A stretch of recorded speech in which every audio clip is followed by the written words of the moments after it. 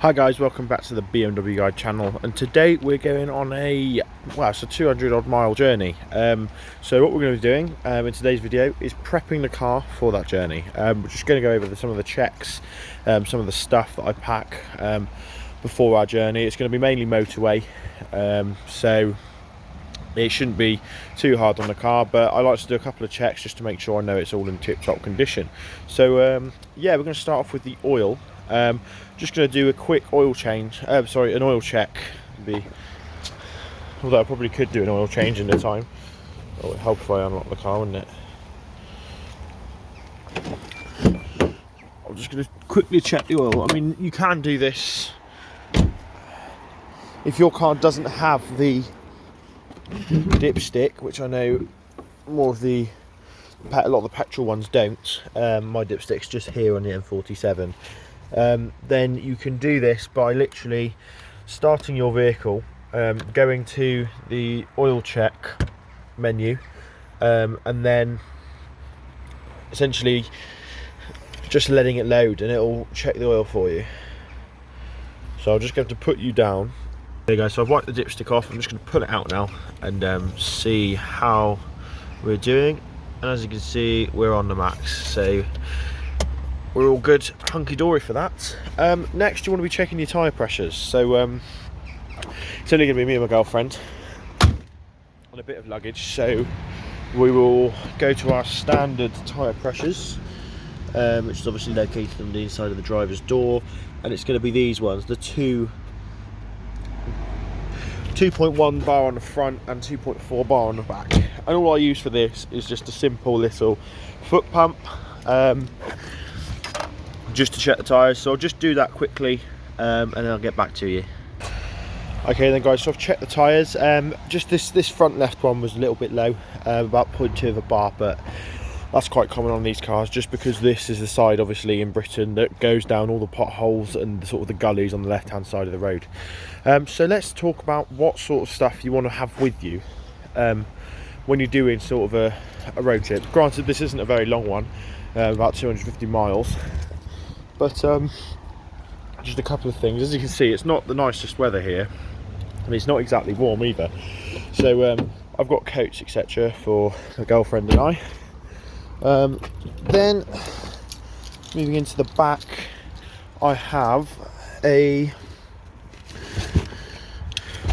well, obviously you can see I've got my first aid kit there. I've also got a first aid kit in this bag, and I actually got another bag with my laptop, etc. in that also has a first aid kit. So I always make sure that I have a nice thing of oil. So this is just this leftover Castrol oil that I had from changing my oil in the car, which is why I recommend getting 2 of the big ones, just so you've got enough to sort of tide you over. We've then also got, I'm not going to get it out, but we've got a compressor in there as well for the tyres, and also we have sort of our Holtz tyre weld, which if we get a puncture, we can just literally bung that on there. It will fill the tyre, plug the puncture, and then inflate the tyre for us. So just another couple of things. Well, obviously we're not at night, but I drive with my headlights permanently on, just to increase visibility. So we're just going to be checking that all of our lights are working there. When we obviously lock the car, you can see that both the indicators are working. We're just going to do the rear as well, and just check your brake lights as well, because if you're on a motorway and you've got no brake lights, then you're going to be pretty stuffed when it comes to any sort of emergency braking, because the car's going to come into the back of you at about 80 miles an hour. Well, it should only be going 70, but you know how it is. So yeah, aside from this guys, you just want to be checking your tyre pressures, etc. Making sure, obviously, another thing I carry is a jump starter pack. It's a Tac Life one. I'll stick a link to it in the description below, but if you'd like me to do a review on that separately, I'm more than happy to. Essentially, it's like a battery charger like you have for your phone. It can charge your battery for your phone 4 times, but it also comes with jump start capabilities, so it can jump start a completely flat vehicle for engine sizes up to 6.7 litres, which, so it's massively overkill for this 2 litre, but it's just a nice thing to have, really. So yeah, thanks for watching, guys. That's just a few little things that I like to get done before I go on a long trip.